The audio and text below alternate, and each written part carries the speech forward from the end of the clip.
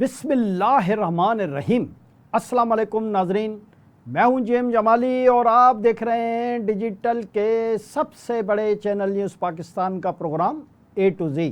ناظرین، دنیا بھر میں یہ بڑی تشویش بلکہ حیرانی ہے کہ پاکستان نے بھارت کے خلاف جنگ کیسے جیت لی اور بھارت کو چند گھنٹوں میں ناک آؤٹ کر دیا۔ اس سلسلے میں دشمن ملک کی جانب سے پروپیگنڈا جاری ہے اور نئی نئی باتیں اور سوالات سننے کو مل رہے ہیں۔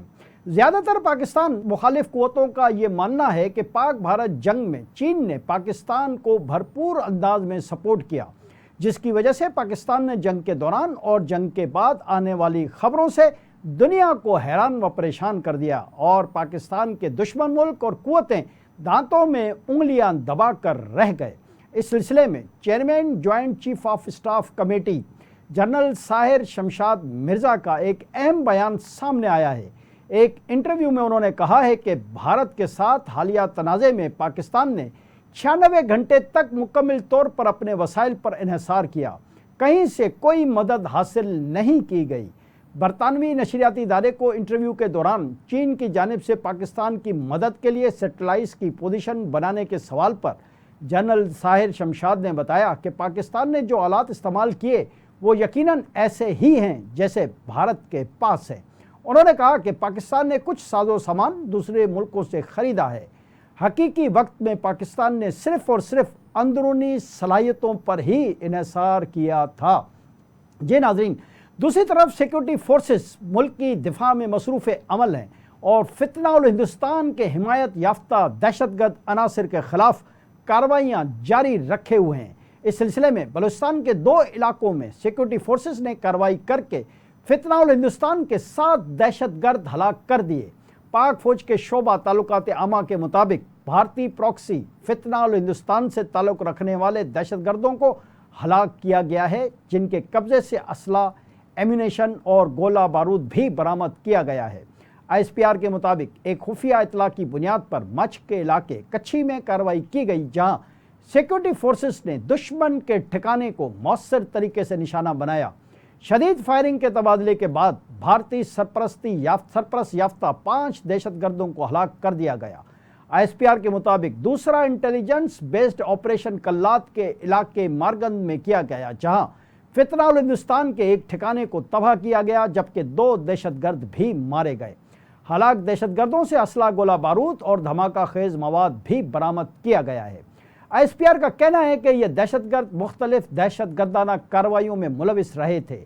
بھارتی پشت پناہی میں ہونے والی دہشت گردی کے مجرموں اور ان کے سہولت کاروں کو انصاف کے کٹہرے میں لایا جائے گا۔ پاکستان کے سیکورٹی ادارے بھارتی سرپرستی میں ہونے والی دہشت گردی کے خاتمے کے لیے پرعزم ہیں۔ جی ناظرین، دریا سنا وزیر اعلیٰ بلوچستان سرفراز بھگٹی کا کہنا ہے کہ امن و امان میں خلل ڈالنے والے عناصر کو ان کے انجام تک پہنچایا جائے گا۔ سرفراز بھگٹی نے فتنہ ہندوستان کے دہشت گردوں کے خلاف مؤثر کارروائی پر سیکورٹی فورسز کو خراج تحسین پیش کیا ہے۔ انہوں نے کہا کہ سیکورٹی فورسز نے بلوچستان میں فتنہ ہندوستان کے دہشت گردوں کے خلاف مثالی کامیابیاں حاصل کی ہیں۔ بلوچستان کے عوام کے تحفظ کے لیے ریاست دشمن عناصر کے خلاف کارروائیاں جاری ہیں۔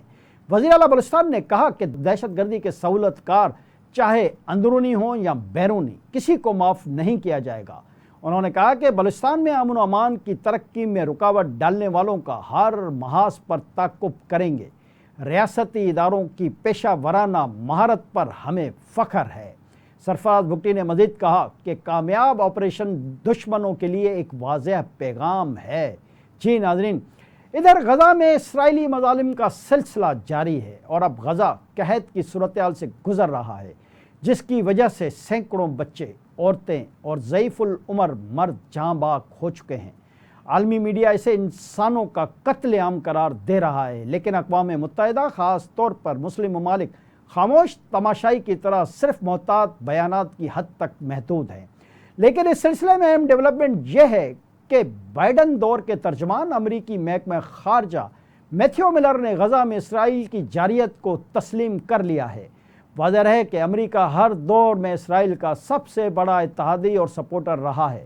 امریکہ نے ہر دور میں اسرائیل کی مدد کی ہے، چاہے وہ جدید اسلحہ گولہ بارود کی شکل میں ہو یا اقوام متحدہ میں اسرائیل کے خلاف کوئی بھی قرارداد ویٹو کرنے کی شکل میں ہو۔ امریکہ نے ہر اچھے برے وقت میں اسرائیل کا ساتھ ہی دیا ہے اور اسے مشرق وسطیٰ میں زیادہ سے زیادہ مضبوط کیا ہے۔ اس تناظر میں بائیڈن دور کے محکمہ خارجہ کے ترجمان میتھیو ملر کا بیان بہت زیادہ اہمیت کا حامل ہے۔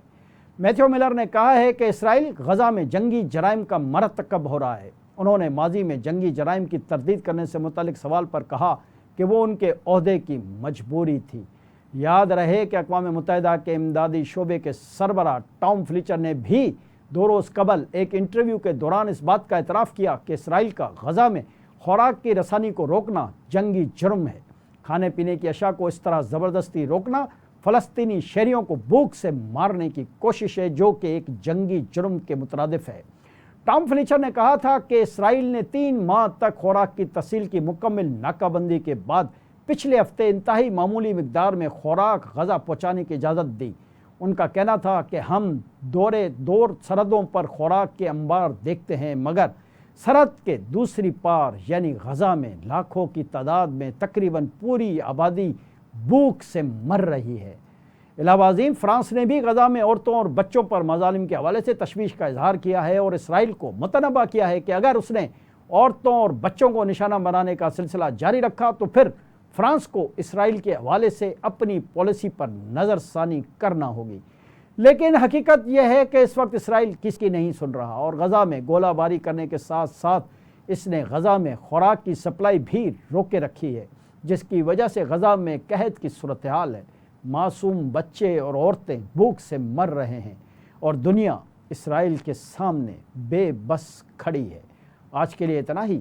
اگلے پروگرام تک کے لیے اپنے میزبان جیم جمالی کو اجازت دیجیے۔ اللہ حافظ۔